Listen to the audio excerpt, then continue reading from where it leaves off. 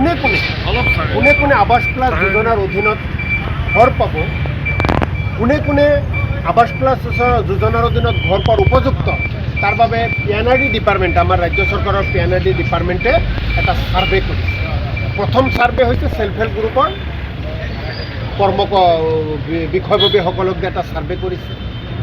দ্বিতীয়তে পঞ্চায়ত সচিব, GPC, GRS, tax collector, development ব্লকৰ বিষয়া কৰ্মচাৰীসকলে ঘৰে ঘৰে গৈ ছাৰ্ভে কৰিছে। ছাৰ্ভে কৰাৰ সময়ত কি কৰে, ফটো মাৰে।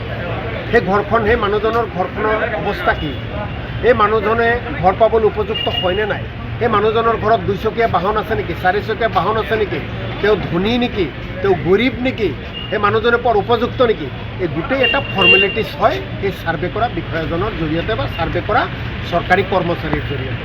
এই যে ছাৰ্ভে যে কৰে, ছাৰ্ভে কৰোঁতে কোনোবা নম্বৰ কম বা বেছি থাকে, আৰু সেই ছাৰ্ভে কৰা কম নম্বৰ বেছি যেতিয়া প্ৰেৰণ কৰে, দিল্লীত গৈ সেইটো ছফ্টৱেৰৰ জৰিয়তে এটা তালিকা ওলাই আহে কোনে কোনে ঘৰ পাব। আৰু যেতিয়া তালিকা ওলাই আহে, পূৰ্বৰ তালিকাৰ পৰা কৈছোঁ, অভিজ্ঞতাৰ পৰা, যে দেখা যায় সেই তালিকাত বহুত ধনী মানুহৰ নাম ঘৰ পোৱাৰ লিষ্টত আহে, দুখীয়া মানুহৰ নাম নাহে। দুবেলা দুমুঠি খাবলৈ নাপায় সেই মানুহৰ নাম তালিকাত নাই, কিন্তু ঘৰখনত 4 চকী আছে, পকী ঘৰ আছে, তেওঁলোকৰ নাম আহে।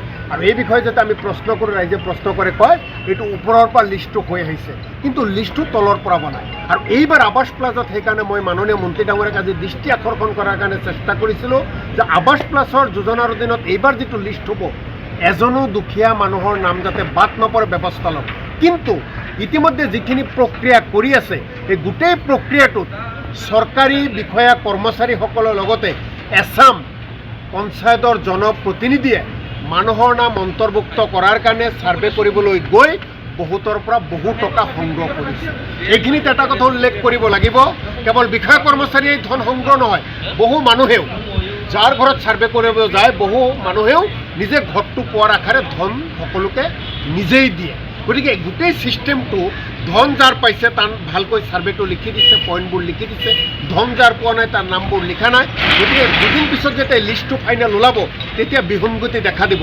গতিকে আগতে এতিয়াও সময় আছে, মাননীয় মন্ত্ৰীয়ে, বিভাগে এই বিষয়ে গোটেইখিনি তদন্ত কৰক, আৰু উপযুক্ত মানুহৰ নাম যাতে বাদ নপৰে, উপযুক্ত মানুহে যাতে আৱাস প্লাছ যোজনাৰ অধীনত ঘৰ পায়, তাৰ কাৰণে আমি দাবী জনাইছোঁ। জনৰ পৰা আছোঁ, তেতিয়াৰ পৰা প্ৰত্যেকটো ছেশ্যনত প্ৰায় আমাৰ বৰ্ডাৰৰ লগত যিখিনি ৰাজ্য আছে তেওঁলোকৰ আগ্ৰাসনৰ বিষয়ে উল্লেখ কৰে। কি অৰুণাচল, কি মেঘালয়, কি নাগালেণ্ড, সকলো ক্ষেত্ৰতে এইবিলাক হয়, আলোচনা হয়, আৰু সকলো আলোচনাতে চৰকাৰে দায়হৰা মন্তব্যও কৰি হয়। এটা কথা হয়, যিটো সকলো মেঘালয়ৰ মানুহ বেয়া নহয়, সকলো অৰুণাচলৰ মানুহ বেয়া নহয়, সকলো নগাসকল বেয়া নহয়, তাত ময়ো স্বীকাৰ কৰোঁ। কিন্তু এই যে দুৰ্বৃত্তসকলে প্ৰত্যেক দিন সময়ে সময়ে আমাৰ মানুহক যে অত্যাচাৰ কৰে অসমৰ, এইবিলাক দেখি দুখ লাগে। আৰু চৰকাৰৰো মনত সেইখিনি দুখ থাকিব লাগে যে আমাৰ মানুহক কিয় ইমান অত্যাচাৰ কৰে, আমি কিমান আৰু পিঠি পাতি দিম, আমাক কোবাই থাকিব, আমি পিঠি পাতি দিম, আমাক কোবাই থাকিব, আমি পিঠি পাতি দিম, এয়া হ'ব নোৱাৰে।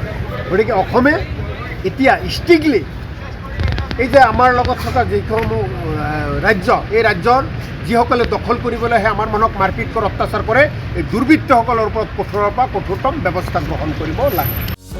যিকোনো খবৰৰ বাবে যোগাযোগ কৰক আমাৰ এই নম্বৰত 9181 307 2221।